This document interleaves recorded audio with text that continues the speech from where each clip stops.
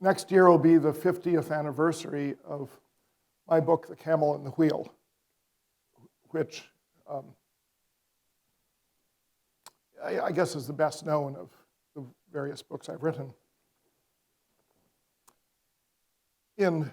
50 years ago, when I was writing that book, I was a junior faculty at Harvard, and the director, or the associate director, the actual managing director of the Center for Middle East Studies, where I had my office, called me in to his office and said, and he was a walrus mustached gentleman of great experience and partly in the CIA and sort of Harvard style.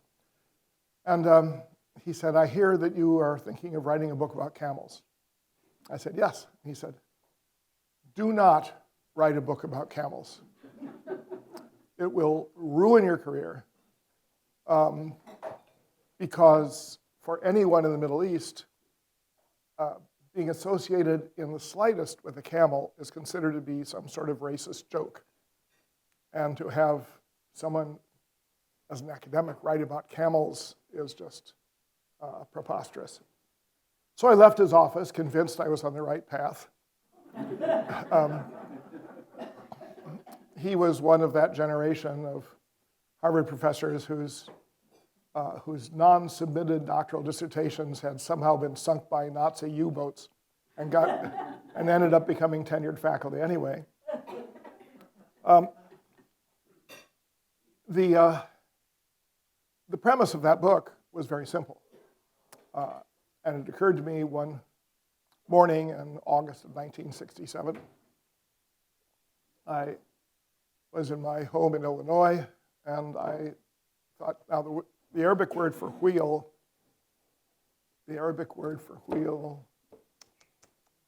I can't think of the Arabic word for wheel. I've taken Arabic for 7 years, and I can't think of the word for wheel. So either I'm just not very good at Arabic, which was a strong possibility. No, that's a Persian, chakra. And it's Arshala. And I thought, well, maybe I didn't know the word for wheel because there weren't any wheels. And then I thought, well, no, you have ox carts in the Bible and chariots and so forth. But yeah, but maybe they'd all disappeared.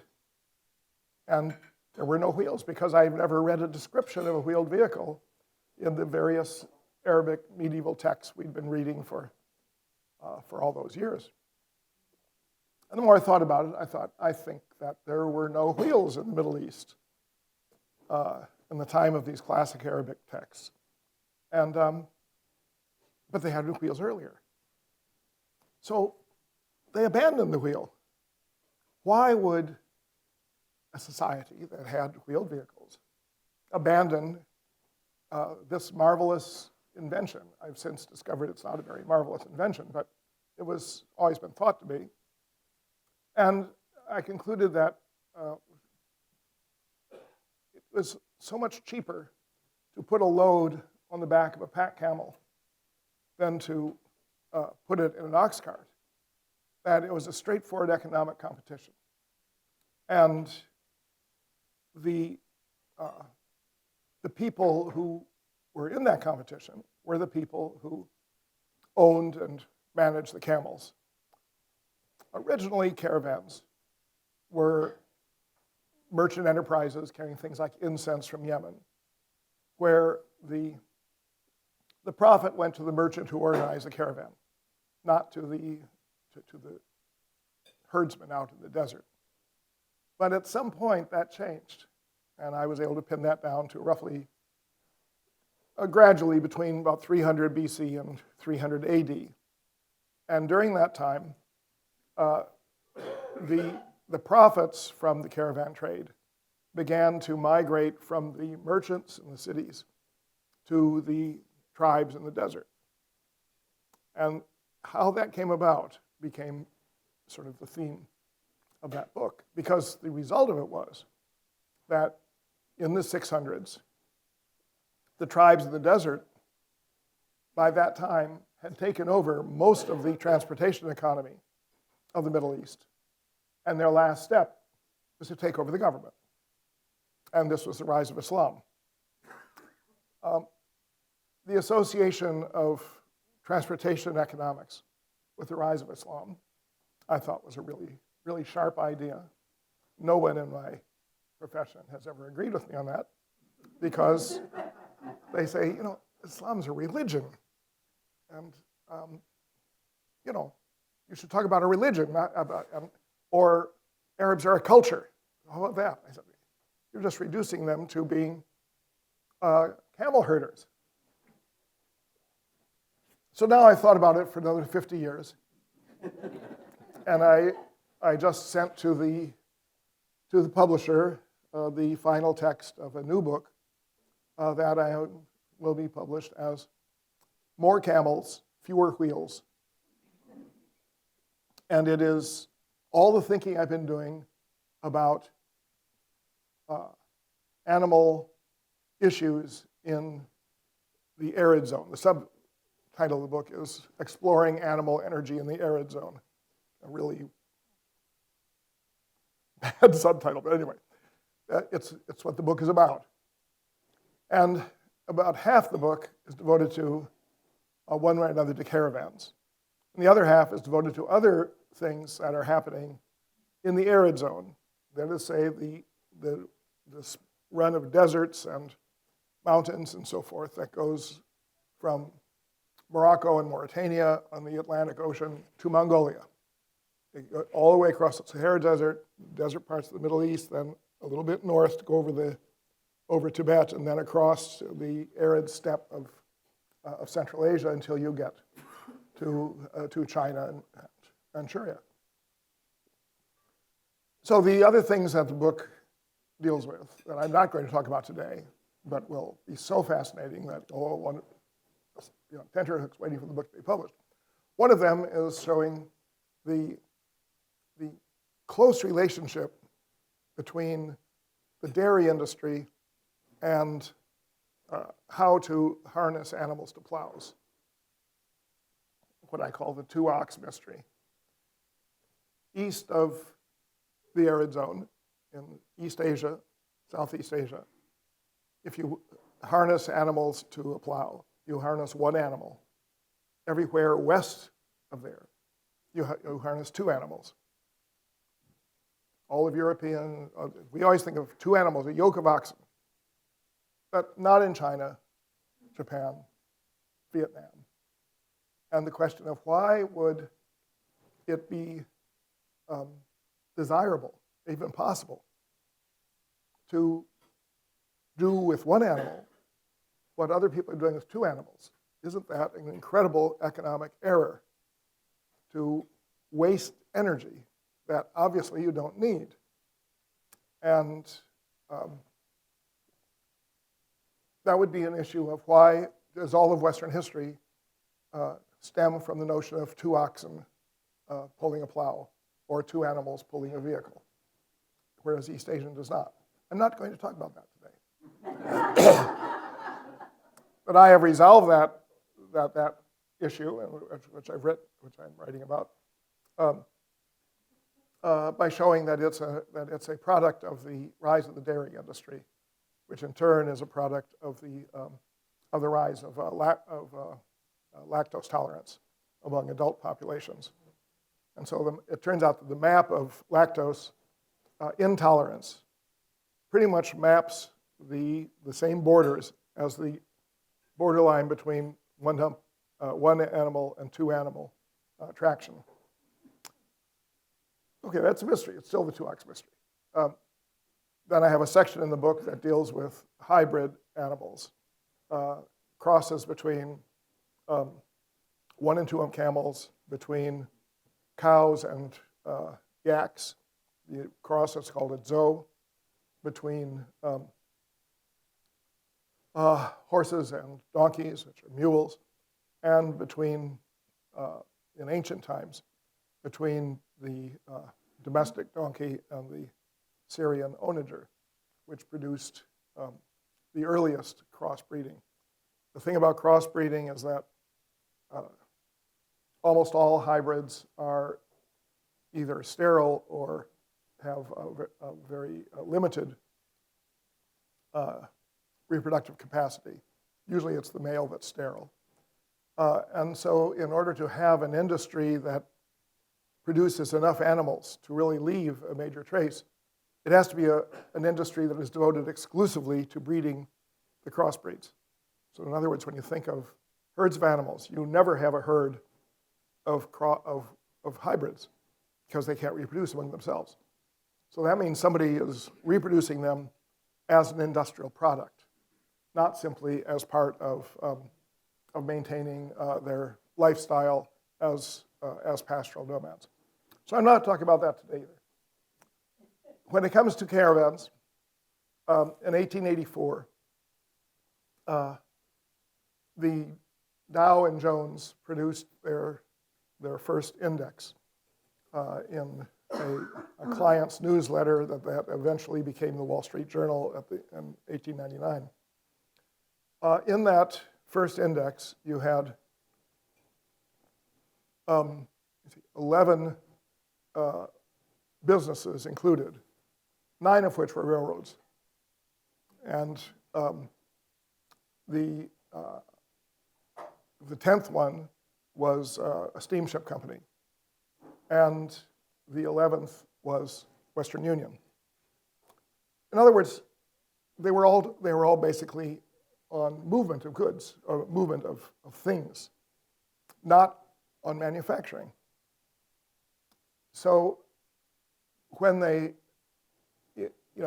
a few years later, decided to produce what we now think of as the Dow Jones Index, they divided the transportation index from the industrial index.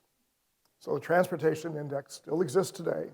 If you read through the list of companies that belong to the transportation index, they're all in transport. They're shipping, railroads, and so forth. I think FedEx is on it, or UPS, one of them. But basically, none of them are manufacturers. And if you look at the industrial index, lo and behold, they're not manufacturers either, to a large extent. They're like McDonald's. I suppose you can say that McDonald's hamburger is an industrial product of some sort, but basically there's a problem here, because when Adam Smith wrote The Wealth of Nations and sort of laid the foundations for economic historical development, there were no railroads. He was published in 1876. He was, a generation too early for steamboats and then railroads. When Marx wrote the Communist Manifesto in 1848, the longest railroads in the world barely reached 150 miles. Subsequent to that, you had almost all capitalist investment in the world went into railroads or steamships. And the result is that we have a whole history of economic theory, starting from the notion of production, of industrial production, and the shift from craft work to factory work. And that's supposed to be, in the Marxist interpretation, how the world economy has gone. In fact, if you didn't take means of production as your measure, and you talked about means of transport, you'd have a very, very different history, and one which has remained almost invisible to historians. And in that interpretive history that starts with movement of goods rather than production of goods, you have a period from, let's say, roughly 500 AD to 1500 AD, when the most important movement of goods system in the world was the camel caravan. And the camel caravan utterly transformed the arid zone into a series of empires and conquest states, and but in particular scientific and learning and educational developments, art developments, and for a long time European historians felt that Europe was the model for everything. Now they grant that Europe was pretty primitive through most of that period, and that compared with what you had in the Middle East, North Africa, Central Asia, Europe was way behind any sort of development curve. But explaining why that happened brings you directly to the question of what happens when you can move large quantities of goods. Historically, the Mediterranean basin have moved large quantities of goods by ship on rivers, lakes, and seas. The same thing happened in the South China Sea, in the western part of the Indian Ocean. And in China, you got a whole system of canals, again, moving things by sea. The reason moving things by water was so dominant was because it's so cheap. No matter how you're propelling the load, the buoyancy is free with the water. You don't have to lift it. So overland transport, down to the beginning of the 19th century, remained pretty much at a constant rate of 20 miles a day for a substantial, in other words, if you can calculate going from, say, Baghdad to Samarkand. Now, Samarkand's in Uzbekistan, Baghdad's in Iraq, two great cities of the medieval period. And you can calculate how long it took to move a ton of goods from Samarkand to Baghdad on camelback versus how long it took to carry them by hand or put them in a vehicle or put them on donkeys or anything else. Camel transport is about 10 times cheaper than any other available form of transport. And what that means is, I'm talking here about a human can carry, let's say, a 60-pound load of goods from one place to another, walking day in and day out. And after walking for 2 months, we'll get to another interesting place. But it's a long, long walk. And then he just has 50 pounds of stuff to sell.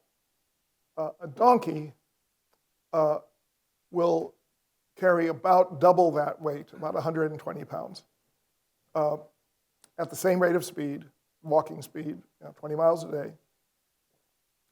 And the donkey has to be led or ridden. But if you're riding it, you're not carrying goods on it. So you get a marginal increase in efficiency with the donkey. But between a donkey at 120 pounds and a camel at minimum of 350 pounds, you've got about a tenfold, or between a human pack and a camel, it's about a tenfold difference. Now, you can sort of model what sorts of things you can carry. If you are carrying a backpack and you walk for 6 months to get from, let's say, from Baghdad to London, what do you have to compensate with? You're not going to carry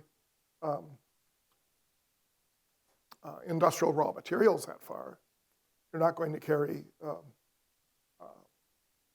much of anything because you can't sell it for enough money. So you have things like jewels, precious goods, spices, things in very small quantity, very light, that you can carry for very long distances and sell. But if you have means that's 10 times cheaper, then you can carry silk. You can say, well, silk isn't very heavy, but bolts of silk, if you carry half a dozen of them tied to the back of a camel, that's heavy. You can carry cotton. You can carry paper. You can carry, now you're probably not going to carry wheat and barley because they're grown pretty much everywhere and you don't have a good enough return. So anyway, I was trying to work out this calculus in the book. And it gets into the question of why is it so cheap to carry things on a camel? And you have no competition for the camel. Horses, the idea of having a pack horse, it's true, it'll carry somewhat more than a donkey.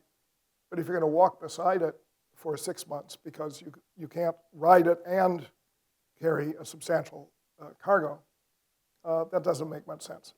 Mules make sense in mountains, but pretty much nowhere else, if the camel is available as a competition.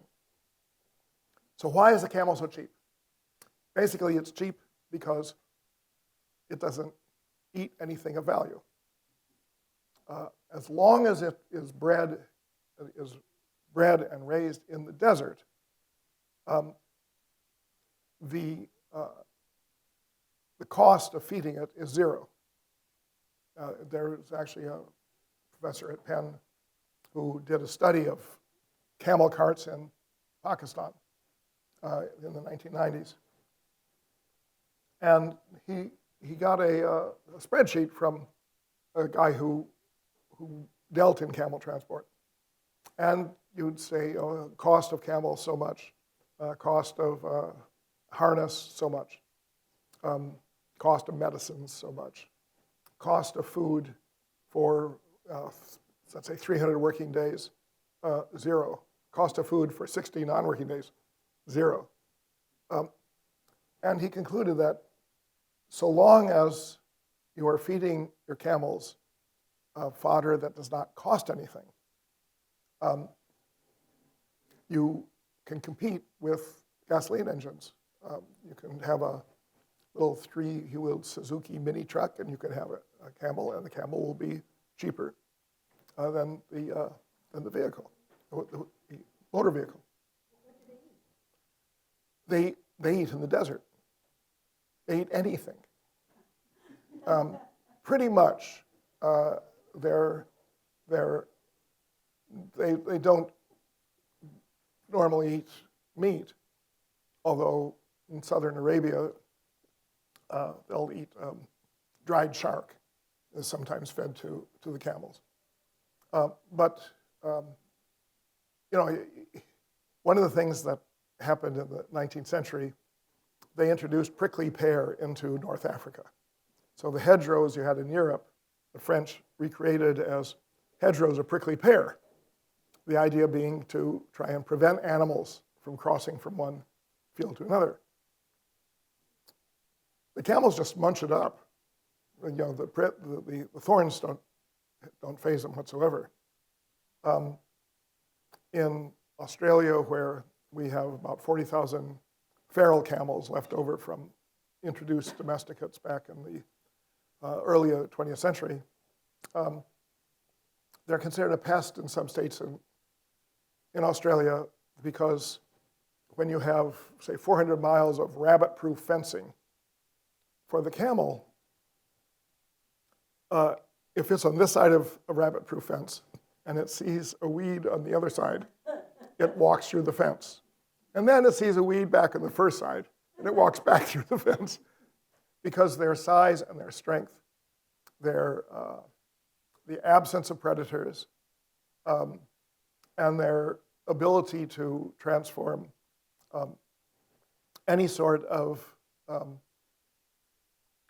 natural graze into energy means that you don't. Now, there is a cost to this, but it's not a monetary cost. There have to be people with the camels. If you have camels thrive in the desert, that means you have to have people who will live in the desert with the camels. The camels move around, grazing here, grazing there, and moving from past different pastures. So you now have to have people who are moving with the camels. So the first step in trying to figure out how the caravan era came into being is to figure out where did people herd the camels. And what is not generally recognized is that between, let's say, 100, well, zero, well, let's say that between the year 0 and the year 1000, you have a 1,000-year period in there in which the area where you had desert herders who lived on raising, in part on raising camels, that area expanded about 4-fold over that 1,000 years. So some areas you think of, well, a camel caravan. I can think of the Sahara Desert. 300 AD, there were no camels in the Sahara Desert. There were no camels in India, no camels in Pakistan, no camels in the Central Asian republics, or no one-hump camels. So you have an enormous spread of herding of camels. But the herders did not create the caravans. For one thing, let's say if you want to go from Baghdad to Nishapur, northeastern Iran, the biggest medieval city was Nishapur. The capital of the caliphate was Baghdad. That's at 20 miles a day, that is, it's 700 miles. It's about 50 weeks of travel, walking next to a camel. But the tribal herders are with the camels in the desert, and the camels in the desert aren't going along a trade path. So one of the questions is, between the desert nomads who are raising animals and the market that is being supplied by an enormous variety and great quantities of commercial goods because of the ability of the caravan to move those goods in an economic fashion. Between the tribesman and the caravan merchant, there's a population that we never recognize exists. They're the they're camel wranglers, I call them. The people who actually go with the camels for months on end, sometimes years on end. But they're not from the tribes because the wealth of the tribe is in the animals living in the desert, not in renting them out to merchants. And who these merchants are leads to an interesting conclusion, because the variety of people who moved on a caravan is absolutely phenomenal. I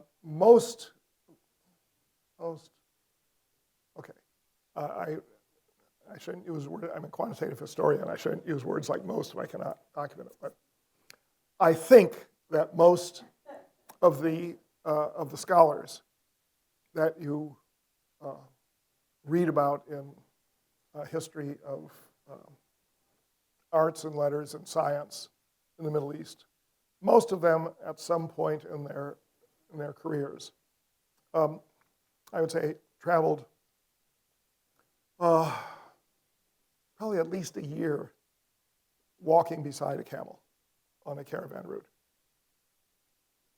If you think about it, when Islam becomes the dominant religion, which it has done by the year 900, first invasions early in 600s, when Islam becomes a dominant religion, then every Muslim is called upon to say it's a fundamental requirement of our religion, which I will probably never fulfill, that I should go on the pilgrimage to Mecca. If you take Mecca and you put it at the center of a circle with a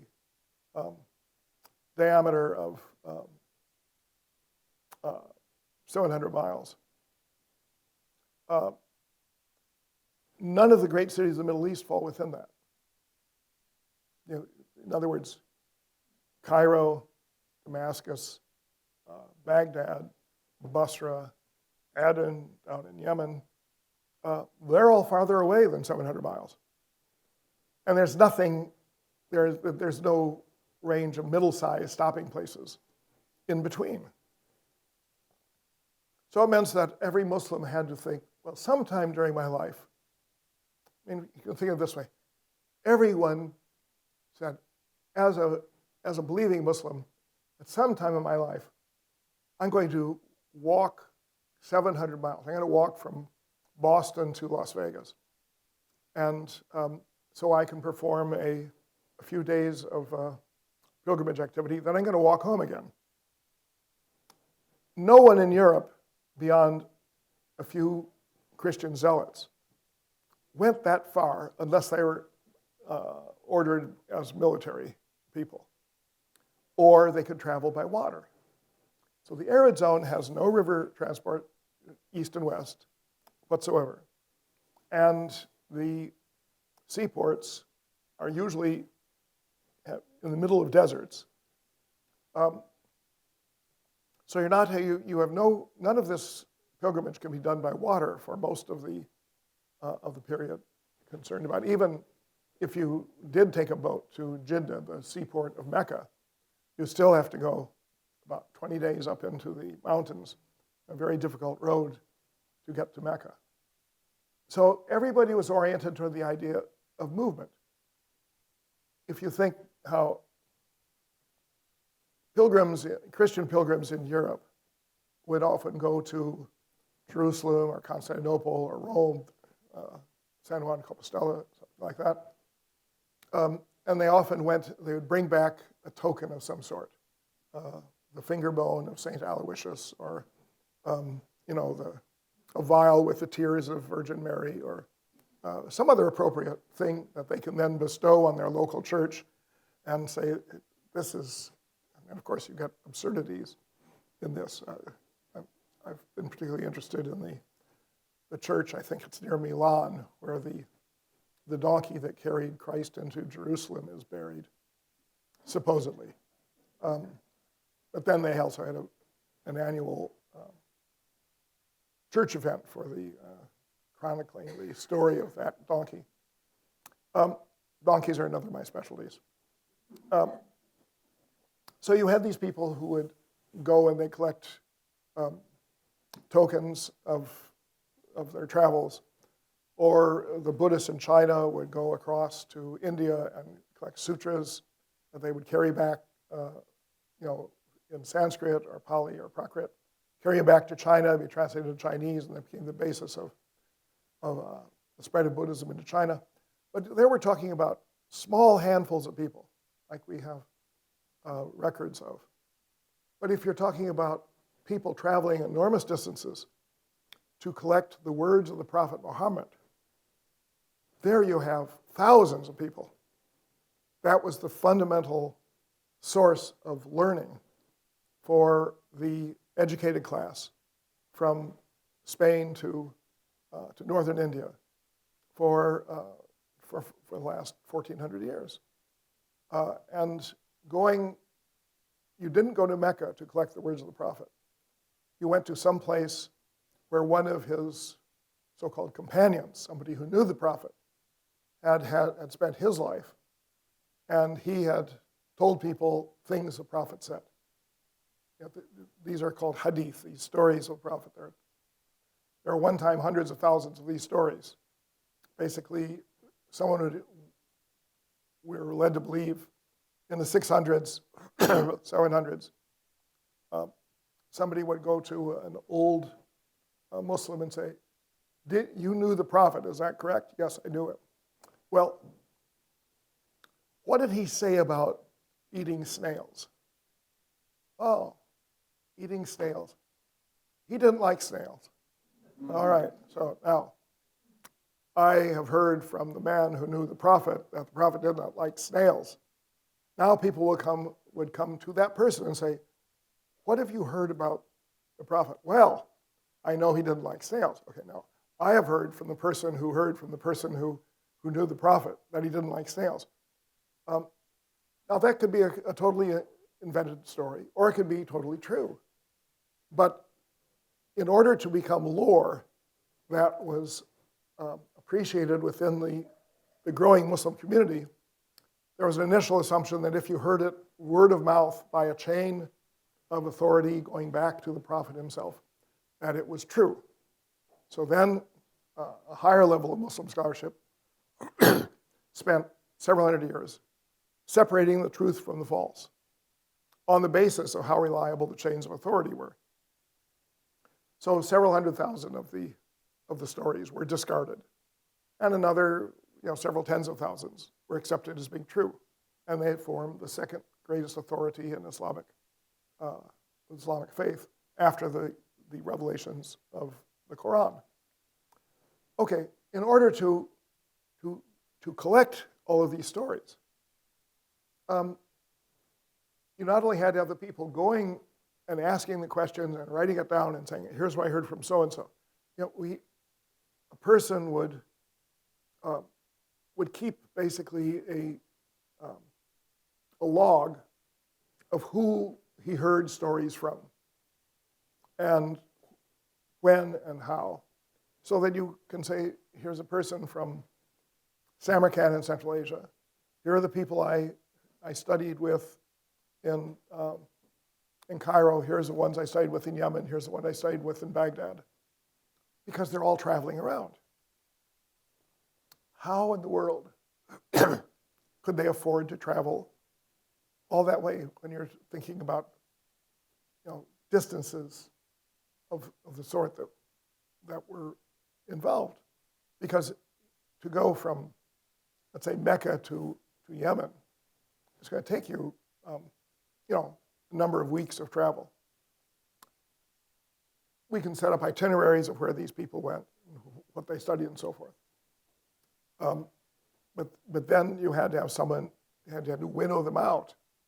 And that requires another bunch of traveling, because basically when a person got back home, he would say, I heard this from so-and-so in Baghdad, I heard this from so-and-so in Damascus.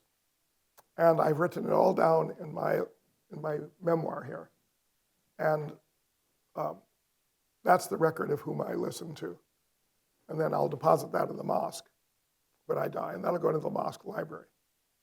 But what goes into that mosque library is not known in Basra or Cairo, because it's only in that. So now somebody has to come and go and read what's collected in the libraries, and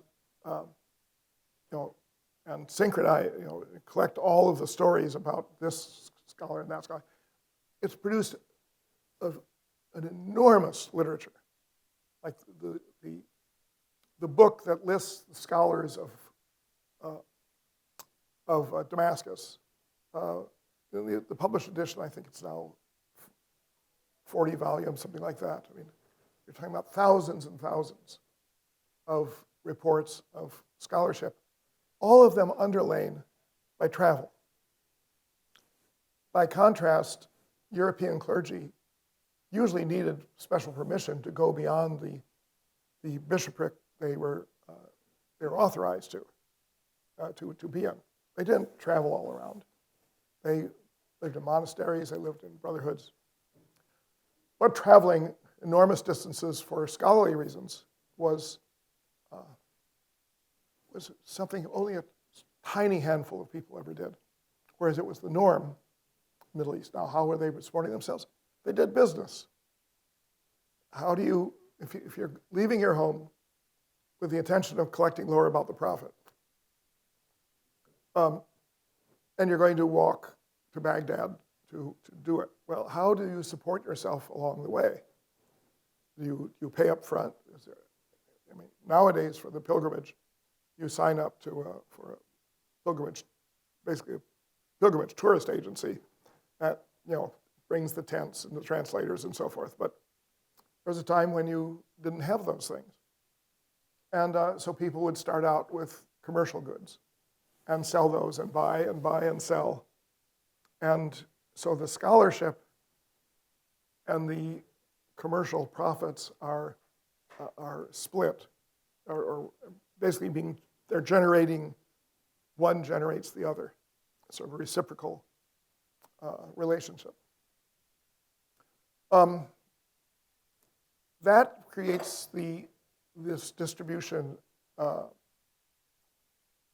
this caravan as a source of distributing goods for sale, but also of aggregating knowledge for personal betterment. And it's the reason that the commerce of the caravan era underlies the enormous intellectual blossoming that you had in medieval Arabic and Persian history. There are a number of other relationships to travel that I will touch on. One of the most important one is, given this is an area with virtually no east and west flowing water, when you look at the history of cities, cities have developed historically primarily on the condition that they can receive goods by water. My father used to claim that Indianapolis, Indiana was the world's largest city not on navigable water, which may or may not have been true, but he was from Indianapolis, and so it made a difference there. But if you look at seaports, river ports, crossing points of rivers, lakesides, that's the history of commerce in, let's say, greater Europe. But you don't have that option. So the result is inland cities are very limited in their size, where a seaport can be huge, Constantinople or a port or a city with access to seaports like Rome. But inland cities really could not grow very large. During the caravan era, inland cities could rise to 100 or 200,000 people, whereas the biggest inland cities in other parts of the world would rarely go over 10,000 people. The size of these cities generates an enormous market for the caravan goods, and also produces an enormous demand for local goods circulating within about a 100-mile radius. It's generally understood from Roman data that beyond 100 miles, it's simply too costly to bring anything by a wheeled vehicle. No matter what it is, it just isn't worth it to go more than 100 miles because of the cost of maintaining the animals in the vehicle and the return cost and so forth. Whereas the 100 miles radius around any large city in medieval Islamic world produced enormous quantities of goods. I once calculated what appeared to be the minimum number of camel loads per day would have entered the city of Nishapur in order to bring food, charcoal, brick, wood, and so forth to maintain a city of 100 to 150,000 people. And we're talking about several thousand camel loads per day, year-round. And that's in addition to the ones, the caravans that are passing through. In other words, the number of animals, specifically camels, needed was colossal, simply to maintain the city, much less the long-distance traffic that's going through the city. Now, the nomads. In the history of pastoral nomadism, I mean, it's a very interesting history in all parts of the world, but certain aspects of it are important to think about. One is a camel starts its working career, a pack camel, at around age 5 or 6. Now, an elephant starts its working career at around the age 12. There are no domestic elephants. All of the elephants used for laboring purposes or military purposes in history have been conceived, born, and raised in the wild, because to spend 12 years feeding the damn thing before you can do anything with it is simply preposterous. They eat phenomenal quantities of stuff. So you go out and you capture them, and because they're virtually without predators in the wild, it's a very docile animal, comparatively speaking to a wild gazelle, for example.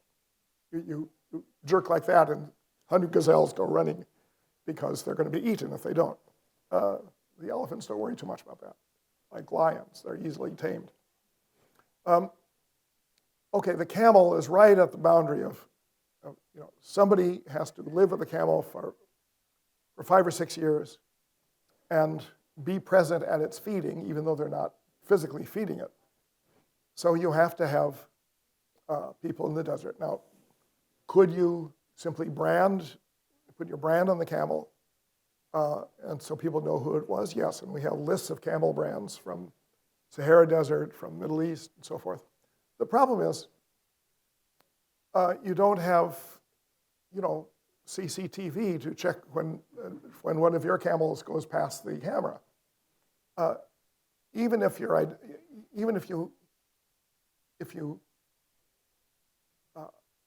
let your camels free, finding them again is your problem, not the camels. They don't come home to roost or something like that. So you have to have a population that will dedicate itself to living in the desert. And they necessarily have a very, very low, modest level of material living. It takes a lot of work to move your tent and all of your stuff. So you don't accumulate much. Your wealth is not in what you can accumulate and use in your daily life. Your wealth is in the animals you can accumulate. And so everything is dedicated to getting, if you have camels, get more camels. And if that is your dedication, whether you have 12 pieces of canvas to turn into a tent, or whether you have 15 pieces of canvas, isn't a big deal. So the goods are not going into the desert to the nomads. The desert nomads are mostly interested in increasing the number of animals I have.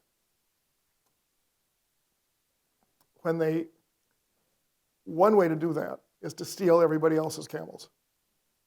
And this has been a problem. If you look at Chinese and Japanese history or Roman history, their great policing problem throughout history has been piracy. People go in boats who are stealing things from people in other boats or from people on the shore. And enormous amounts of military history are devoted in those areas, devoted to the history of piracy and policing against piracy. Well, you don't have that much piracy in the caravan era. You do have camel raiding. And that interferes. I mean, how in the world do you get camels to the place where they'll be part of a caravan? You have someone who's raising camels around Mecca, and the caravans are being put together in Baghdad, and that's 3 months travel away. How do you get the camels there? Well, what we know from the early 19th century, from the early 20th century, is that throughout Arabia, you had a guild of camel buyers. They were called the Beni.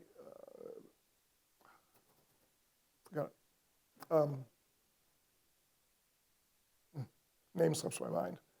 I'm older than Reagan, and I'm older than Trump, and I'm older than than Biden, and I'm permitted to make steps. So throughout Arabia, Barack Obama, no. Throughout Arabia, you had this guild of camel buyers. They would travel throughout the country, and they would collect the camels the nomads wanted to sell. And they would herd them back. They have huge camel drives, like thousands of animals, like 30,000 animals being driven to Cairo or driven to Marrakesh or being driven to Aleppo or places like that. And they would be, all these camels for sale would be marked by the Camel Guild. And there was an understanding is nobody steals from the Camel Guild. The Camel Guild is not a tribe. They were simply professional camel buyers. So in other words, you had huge masses of animals moving like big cattle drives in the American West. But exactly who these middlemen were, it's like the question of who was actually organizing the caravans. It's never been investigated. We have wonderful anthropology about herders themselves. We have some good urban history about what happens in these wonderful medieval Islamic cities. But the human nexus that ties it together is almost completely invisible. I once did a quantitative study. During World War I, the British wanted to deny the Ottoman Empire, which was sided with the Central Powers in Europe. They wanted to deny to the Ottoman Empire the possibility of moving goods for military campaigns. They're particularly worried about protecting the Suez Canal. And so they didn't want anybody going through the Sinai Peninsula. Their way of doing this was to try and put a ban on selling camels to the Ottoman army. The only way they could enforce the ban was to give the tribes an amount of money compensating them for the money they lose by not selling to the Ottoman army. But then how did they distribute the money to the tribes? Because the guild would get the money back to the tribes just through its marketing system. So the British said, well, let us take a big tribal leader and give him a sack of gold and tell him to bribe all the tribes to deny the Ottoman army possession of camels. And that man was Abdulaziz ibn Saud, founder of the Saudi dynasty. And it appeared from calculations I was able to make from British intelligence sources of the World War I era, it appears that the amount of money that the British gave to Ibn Saud to give to the tribes was roughly equivalent, by my calculations, to the amount of money the tribes would have gotten from the Ottoman army if they'd sold their camels to the Ottomans. So it appears to have been an effective policy. And, but after World War I, the reasonable thing would have been for the guild to return to its role, and the stipend from the British would end. Actually, the stipend from the British continued, and King Ibn Saud continued to hand out money to the tribes and create the basis of the revived Saudi dynasty that still serves today. How that decision was made and who made it, I don't know. I gave a talk on that subject at a conference at the Abdulaziz ibn Saud Center in Riyadh in Saudi Arabia. Yeah. Yeah. Let me just finish this. I gave a talk explaining this. At the end of the talk, about Q&A, the guy in the audience said to me, "Well, that was a very interesting talk. You must pursue that research further." I never did because I lost my text and I never was able to reproduce it. And I was surprised he was. Yeah. And I was surprised that he said that he was a member of the guild, but that they can't identify themselves anymore. So, anyway, there are whole lots of things. I mean, with a polyglot group of hundreds of people and thousands of camels traveling in a caravan together for weeks, what language do they talk? How did they communicate? Go on a cruise ship and and you'll find if you have a really polyglot group that it's very difficult to manage sometimes. Why is there all the European countries have, even if they don't have a lot of water transport, Europe is full of lore about the sea, adventures about the sea, storytellings about the sea, songs about the sea, lingua franca, language about the sea. You don't have an equivalent in the caravan era. Finding the culture of the caravan era, it's ridiculous. But in Arabic, you have an Arabic version, Sinbad the Sailor. You have the sea stories, but no caravan stories. And there's also a question of safety. Every seaport and sea route in the world is littered on the floor of the sea with sunken boats. You can't sink a caravan. And the safety that raises the question of insurance. I don't know. Lots more, and when the book comes out, we'll see if I can sell many of these ideas to a larger audience. But this has been a very nice audience to start the sale with, and I'd be happy to.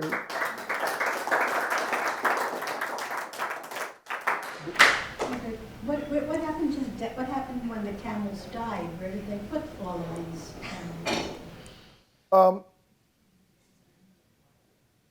One of the best caravan book to read is Owen Lattimore's The Desert Road to Turkestan, where he starts out in China and goes all the way across Central Asia with a caravan of 2 animals. And the idiom that people used in that caravan was throwing the animal away. That you could use the animal every day, and then one day it would not stand up. And then you left it because it was done. Because for those caravans, they did not feed the animals. Camels can go for weeks without eating. They didn't have to bring any feed with them. But eventually, as long as the camel is able to stand, it will carry a load. Once it cannot stand, then the animal will die, and you leave it. Yeah. They can go along without eating, as you said, for a long time. And I remember having read that the hump that they have is full of fat, and fat obviously has water, and they actually live they need energy to walk, even if they don't eat. Mm-hmm. And it's really in the hump, and the hump sort of becomes smaller as they go without feeding, because they eat up their fat and the water in there. Yeah, that's true. The water economy is accomplished in other ways, but the fat in the hump is the source of fuel. But for a one-hump camel, as it consumes the fat of the hump, the skin has a substantial degree of elasticity. And so the hump gradually, you get slightly bowed back with no hump at all. With 2-hump camels, there's no skin elasticity. So that as the 2-hump camel eats up all the energy in the hump, it develops floppy hump. Usually one will flop that way and one will flop the other way to have a weight distribution. And you see them that way, and they look kind of ugly. No, the dromedaries are 1-hump. Oh, wait, they have the single ones. Yes. Oh, okay. And so the elasticity is related to resistance to temperature, because in order to limit the amount of skin exposed to the sunlight in a torrid environment, you want to have as little skin as possible. And you tuck your legs under you when you go down, and normally you, in the hot part of the day, you will couch yourself down facing the sun or away from the sun. In other words, don't give a broadside to the sunshine, but have this the smallest profile you can have. The reason you have one-hump camels instead of two-hump camels, because two-hump camels were probably the original. One reason you have the one-hump camels is because the geometry of a single cone relation of volume to surface makes it more efficient to have less skin showing if you have one big hump than two smaller humps. And so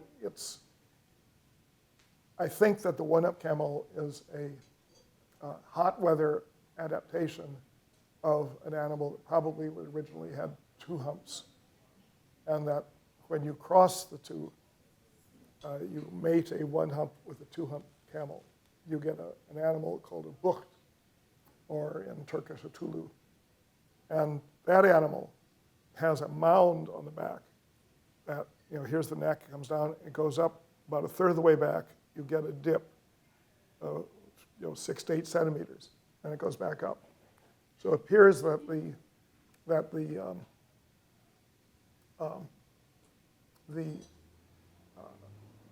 one-hump camel represents a suppression of the front hump, and the hump that it has is the back hump. The reason we know that is because there's been a lot of work on crossbreeding one and two hump camels. When I wrote my book 50 years ago, I wrote to zoos, I wrote all over the place trying to get information on crossbreeding camels. And I finally found in a German veterinary journal from the 1920s or 30s, in the Berliner Tierärztliche Wochenschrift, there was a little article called Über Kamelkreuzungen, over crossing camels. And I finally found scientific documentation of crossing the camels.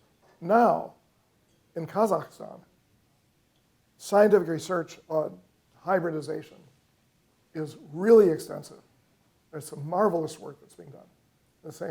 And this all has to do with, in today's world, trying to find a use for camels that continues, because the caravans are all gone.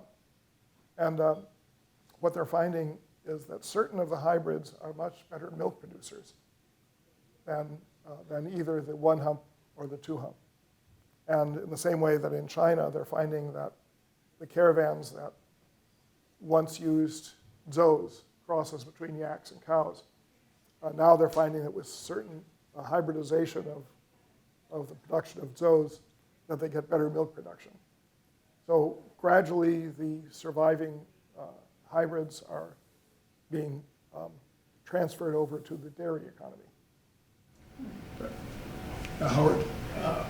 The caravan era of what years would that be approximately? Well, you don't have any possibility of basically a continuity of caravans from Morocco to China before about 900 AD. You have smaller parts of it go back to 300 BC. Parts of it go back even earlier for the Arabian Peninsula. But as camel herding expands as a basis to produce the animals, but the camel caravan does not necessarily expand with the herding. So you have some areas like, one of the biggest camel countries in the world is Somalia, but no caravans. The Somalis adopted camels at such an early point that they used them solely for the purpose of carrying camp goods from place to place and to be a source of living wealth. And when the British took over in Somalia, they set up the Somali Camel Corps, and they brought in saddles from India, and they got Somalis to ride on the saddles and become part of the Somali Camel Corps. And then as soon as the British left, the Somalis got off the camels. They said, you're such a target if you're sitting on top of a camel. Who in the world? Because they don't ride camels. So when do you think it would? And it ends, at the end of it is there's a great renewal of sea trade that has to do with the spread of the compass and of technical things associated with the connection of the Chinese seafaring world with the European seafaring world through the Indian Ocean. And that seems to have been the death knell of the caravan era. As the profits from caravan trading go down, the tribes return to a more predatory situation. So by the 19th century, 18th century, the Ottomans see the tribes as being militarily dangerous, and they start to try and suppress them. But before that, the tribes were reinforcing the overall economy. And it back in the 70s, there was a conference on nomadism, or on nomadism at UCLA, and a huge row broke out at the conference because a paper given by an Israeli official said the important thing is to see nomadism as an obsolete form of life, and to force the nomads to settle in development villages. And it's just a shame that, being Arabs as they are, they can't keep their houses clean, they can't adapt. And then the Iranian guy, also a government official, said, destroying the way of life of the nomads is barbaric, and so forth and so on, and they got into a big row over the whole thing. But the fact that that without the caravans, the nomadic way of life has a lot of friction with urban life or settled agricultural life. That seems to be a long-term case. And that's one of the reasons I think I was told not to work on camels, because people in the Middle East, people I've talked to in the Middle East, most of them do not want to hear about camels. And they consider it something of an insult to be referred to as a camel jockey or something like that. I can understand why that would be. So on that note, let me say that we feel very privileged to have heard from you about camels with the most extraordinary exposition, which I don't know about you, but I was certainly wowed by the extent of your knowledge. We were going to raffle off some books of yours, if that's okay. Sure. Abdallah, do you want to? Is there one last quick question you would like to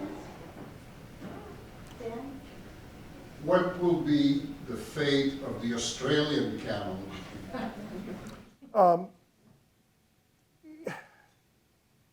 The Australian camels were brought in for road and railroad development in northern Australia, and then set free once the truck routes took over. There never was a nomadic tribal basis, nomadic pastoral basis for reproducing the camels. So the camels were being brought in each year from, usually from Karachi, and there would be camel wranglers who came in with them. They're usually from Punjab or Sindh or parts of British India. But you never brought in a population that went in for camel breeding in Australia. So when they stopped using the camels, they simply let them go. And they spread throughout the country. As I say, there are about 40,000 of them now. But there is a law in the United States that prohibits importation of ruminants from countries that have experience of foot and mouth disease. And So the only camels that you can import into the United States and certain other countries for commercial purposes must come from basically one of two places, either Australia or the Canary Islands. And because otherwise there is this fear of getting a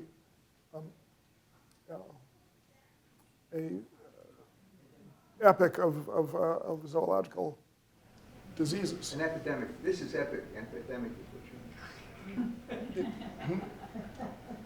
I'm afraid to ask how the camels got to the Canary Islands. I also work on the history of canaries. So I could give you a long answer to that.